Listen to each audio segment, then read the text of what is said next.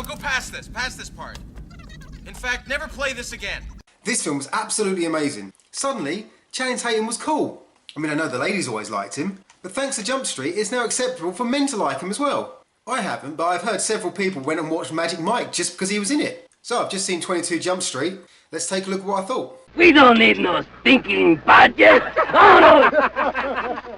22 Jump Street sees Jonah Hill and Channing Tatum return after the original actually turned out to be one of the best comedies of 2012. Initial reaction to the announcement that Hill and Tatum would be doing a comedic Jump Street reboot was, well, let's not say negative, more, say what now? For years, Hollywood had been adapting classic TV shows into new motion pictures, and it seemed to prefer to emphasise the comedy. Starsky and Hutch was not a desperately serious TV show like 24, however, it was not a comedy, so this seemed just like it was going to be more of the same with Jump Street. And as I said, the reaction to Jump Street's existence and its cast made a small stir online, but nothing significant since the original TV show has a decent fan base and was good for its time. But I can say it has never been referred to as a true classic and therefore had legions of die-hard jumpies ready to pike any director who butchered their religious movement's Old Testament. However, there is still enough memory of the 1987 Johnny Depp series to have people at least scratching their heads and wondering what the fuck is the point, and how Jonah Hill would fit in. Also, it seemed like a cash grab and another shining example of Hollywood's lack of ideas. Well, doubters were wrong. The film was far more than just another comedic remake such as Dukes of Hazzard. The film ended up having a legitimate reason for existing. The meta-humour, acknowledging that this is a rehashed concept that featured in the film's dialogue, meant we got a refreshingly open film. The film knew in itself that it was just another reboot of already used ideas and ran with it for laughs. I hold my hands up and admit, I was like, Hill? No way! Yeah, he's good in what he does, but Jump Street? Then I really thought about it further and realised, yeah, it's Jump Street, so whatever. So when I saw the film and now have rewatched it at least 15 plus times on DVD, I was very impressed. Hill and Tatum were a pleasure to watch on screen. Their chemistry is effortless and both are accomplished enough to be able to hold a scene together or on their own. The jokes were quick, witty, and as mentioned, excessively self-referential. The film is an example also of not just how to reinvigorate an old concept, but also an example of how parody, when done right, is still alive and well, despite many people, including myself, questioning its merit on the big screen after years of awful whatever movie. So 22 Jump Street sticks to its winning formula. The opening of the film takes me right back to the first time I watched Beverly Hills Cop. As with the first film, 22 Jump Street acknowledges all the action cliches and embraces them to hilarious effect, while also delivering some genuinely inspired stunt work. This is a sequel to a movie that had already poked fun at itself for being a remake, and therefore this time they openly use every sequel formula, commentating on bigger budgets, returning random characters, etc. By doing this, not only is it funny to hear the dialogue obviously roasting the film itself, it also develops a lot of goodwill for what will come next, since you can't really criticise a film for any flaws when the film is pointing them out and deliberately putting them in. So this time the team are off to college to basically do what they did in the first film. See, the film is not trying to be anything more than it is, and again just openly admitting it's the same plot, thus taking a swipe at the majority of sequels that only use budget and scale to differentiate themselves from the originals. One scene that had me absolutely cracking up, especially since I'm currently at college, was the Student Essentials fourth wall break. If you are a fan of cringe comedy, then this is perfect for you. Anyone who ever used to watch Boy Meets World and remembers that episode where Corey and Sean had a girl come between them and they have to meet up in secret and act like they're having an affair, well then the bromance elements of 22 Jump Street will crack you up no end. This is pure bromcom. This is one of those films where you wish you'd watched it in a private cinema as the laughter drowns out more jokes. Not only was 21 Jump Street an absolute joy to watch and instantly made it into my evoked set for go-to comedy films for a party night in, 22 Jump Street has done what only Bill and Ted's Bogus Journey had previously achieved for me. There are a number of sequels that are as good or better than the original, but rarely in comedy, and 22 Jump Street now means I get to do back-to-back awesomeness. Yes, this is a retread. However, unlike The Hangover 2, this is a great way to retell the same story with the freedom that comedy spoof parody affords writers. With The Hangover 2, it came across as actually suffering from the sequel-itis that 22 Jump Street rags on. No spoilers, as there are things that need to be seen to be appreciated. However, there is one fight scene at the end which is split between Hill and Tatum having separate encounters, and if you don't think the juxtaposition and creativity is genius in the context, then well, you suck. This is also full of little digs at Michael Bay, little spoofs of his stuff. There are plenty of Bayisms to spot. So that's what I thought of 22 Jump Street. Right, to the Affleck curve and let's see where it places.